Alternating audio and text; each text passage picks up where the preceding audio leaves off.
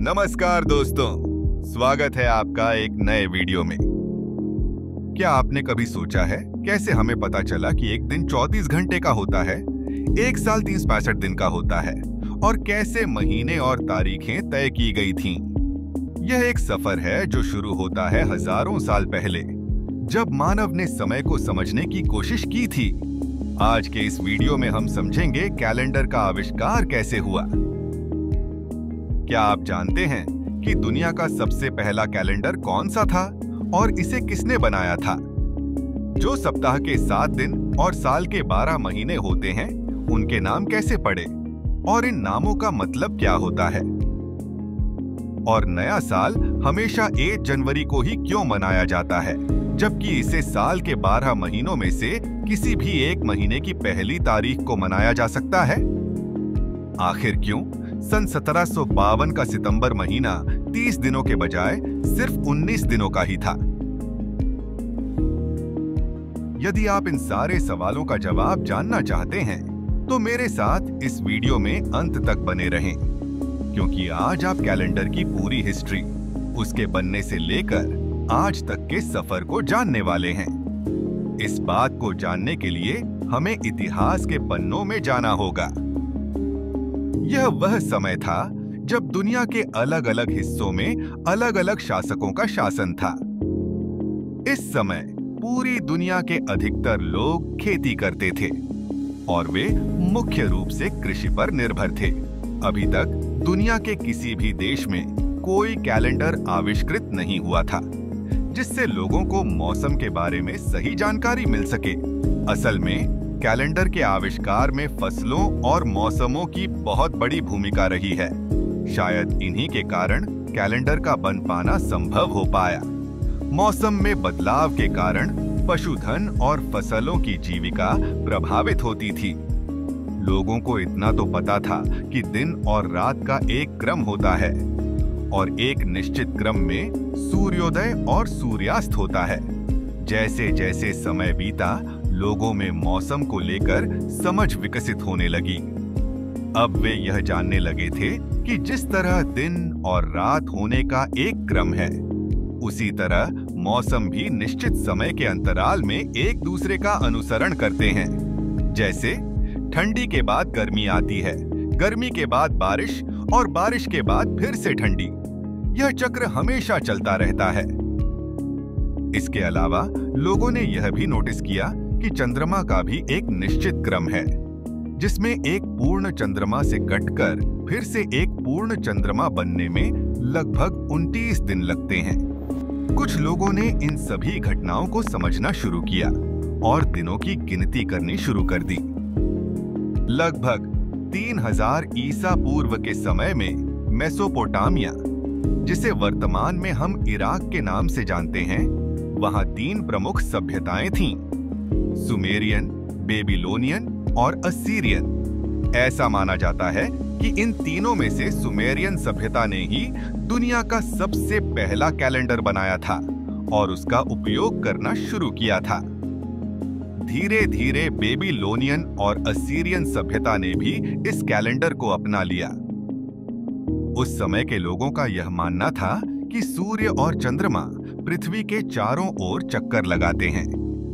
चूंकि चंद्रमा अपने चक्र को 29.5 दिनों में पूरा करता है, इसीलिए सुमेरियन सभ्यता ने चंद्रमा के चक्र के आधार पर कैलेंडर बनाया। इसी कारण उनके कैलेंडर में एक महीना 29 या 30 दिनों का होता था।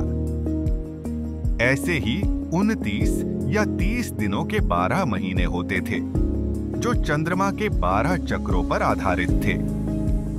इन 12 महीनों में 354 दिन होते थे, जिन्हें चंद्रवर्ष कहा गया।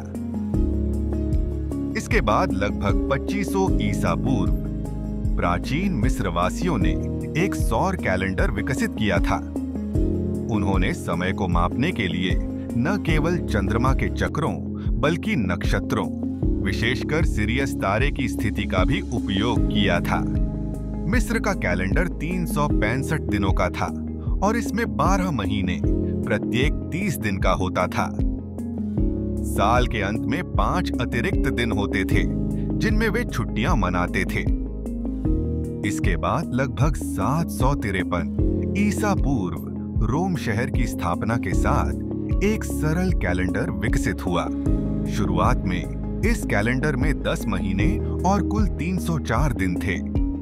यह कैलेंडर कृषि चक्र पर आधारित था और इसमें महीनों और सप्ताह के नाम इस प्रकार रखे गए थे कि मार्च को साल का पहला महीना माना जाता था और यह रोमन युद्ध के देवता मार्स के नाम पर रखा गया था। दूसरा महीना अप्रैल यानी अप्रिलिस। यह संभवतः रोमन देवी वीनस के एक उपनाम अप्रिलिस से लिया गया। तीसरा महीना मई यानी मायुस। यह नाम रोमन वृद्धि और प्रजनन की देवी माया के नाम पर रखा गया था। चौथा महीना जून यानी जूनियस। यह नाम रोमन देवी जूनो के नाम पर रखा गया। पांचवा महीना जुलाई यानी क्विंटिलिस। इसका मूल रूप से अर्थ पांचवा महीना होता है।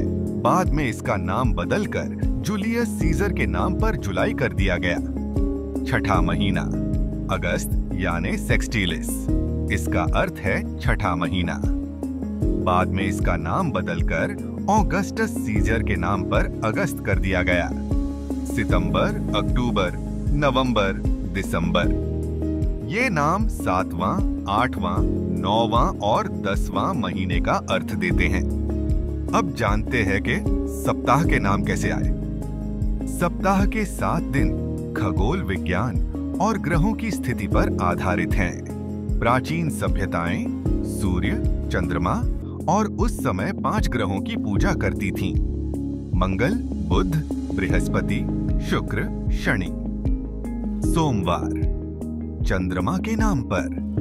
मंगलवार मंगल ग्रह और युद्ध के देवता के नाम पर। बुधवार बुध ग्रह और व्यापार के देवता के नाम पर। गुरुवार बृहस्पति और देवताओं के राजा के नाम पर। शुक्रवार शुक्र और प्रेम की देवी के नाम पर। शनिवार शनि ग्रह के नाम पर। रविवार सूर्य के नाम पर रखा गया। समय के साथ रोमन कैलेंडर में कई सुधार किए गए। पहले केवल 10 महीने थे। वर्ष मार्च यानी मार्टियस से शुरू होता था और दिसंबर पर समाप्त होता था। इस कैलेंडर में कुल 304 दिन थे, जो मुख्य रूप से कृषि और युद्ध के चक्रों पर आधारित था। वर्ष के बाकी 61 दिन, जो कि जनवरी और फरवरी, रोमनों के लिए यह 2 महीने का वक्त, जो सर्दियों के समय यानी विंटर डाउनटाइम के दौरान आता था, इन्हें कैलेंडर का हिस्सा नहीं माना जाता था। इस अवधि को महीनों के बाहर का समय यानी अनऑर्गेनाइज्ड और मंथलेस टाइम कहा जा सकता है। इस दौरान कोई कृषि या महत्वपूर्ण गतिविधि नहीं होती थी। उन्होंने इसकी गिनती करने की जरूरत नहीं समझी। बाद में राजानुमा पोम्पिलियस ने लगभग 713 ईसा पूर्व इन 21 दिनों को जनवरी यानी जनवरियस और फरवरी यानी फेब्रुअरियस के रूप में जोड़कर 12 महीनों का कैलेंडर तैयार किया। अब जानते हैं सन 1752 का सितंबर महीना सिर्फ 19 दिनों का क्यों था। ग्रेगोरियन कैलेंडर 1582 में पोप ग्रेगोरी 13वें द्वारा पेश किया गया था। जूलियन कैलेंडर में त्रुटि थी, जिसके कारण हर 128 साल में 1 दिन का अंतर हो रहा था। इस त्रुटि को ठीक करने के लिए ग्रेगोरियन कैलेंडर में 10 दिन हटाए गए। ब्रिटेन और उसके उपनिवेशों ने ग्रेगोरियन कैलेंडर को 1752 में अपनाया। इसलिए सितंबर 1752 में 2 सितंबर के बाद सीधे 14 सितंबर की तारीख आई, जिससे सितंबर महीना केवल 19 दिनों का रह गया। जूलियन कैलेंडर में वर्ष 365.25 दिन का होता था। हर 4 साल में एक लीप वर्ष जोड़ा गया। 1582 में पोप ग्रेगोरी 13वें ने जूलियन कैलेंडर को सुधारकर ग्रेगोरियन कैलेंडर लागू किया। लेकिन ग्रेगोरियन कैलेंडर में लीप ईयर को लेकर एक नया बदलाव किया गया है। इसमें कोई वर्ष यदि 4 से पूर्ण रूप से विभाजित होता है तो वह लीप ईयर होगा। वैसे ही यदि कोई शताब्दी वर्ष 400 से पूर्ण रूप से विभाजित होता है तो वही लीप ईयर माना जाएगा, वरना वह लीप ईयर नहीं होगा, भले ही वह 4 से विभाजित क्यों न हो रहा हो। 1582 ईस्वी सन के बाद 1600 और 2000 ही ऐसे शताब्दी वर्ष हैं जो 400 से पूर्ण रूप से विभाजित हो रहे हैं, इसलिए ये दोनों वर्ष लीप ईयर थे। बाकी 1700, 1800 और 1900 शताब्दी वर्ष 4 से तो विभाजित हो जाएंगे पर 400 से विभाजित नहीं होंगे, इसलिए ये लीप ईयर नहीं थे। इसके बाद जो भी वर्ष आएंगे जिनमें 4 से पूर्ण रूप से भाग लग जाता हो तो वे लीप ईयर होंगे, जैसे 1704, 1860, 1904। ग्रेगोरियन कैलेंडर को अलग अलग देशों ने अलग अलग समय पर अपनाया। इटली, फ्रांस और पुर्तगाल ने इसे 1582 में स्वीकार किया।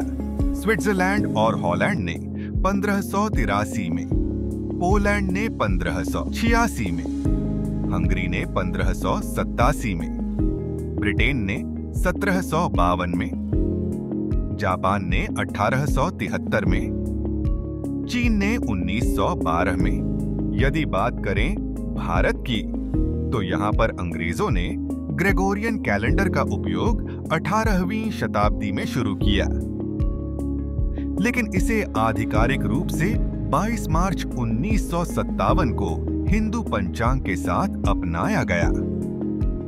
आज लगभग पूरी दुनिया ग्रेगोरियन कैलेंडर का इस्तेमाल कर रही है। हमारे मोबाइल, कंप्यूटर और घरों में भी जो कैलेंडर इस्तेमाल होता है उसका नाम ग्रेगोरियन कैलेंडर ही है।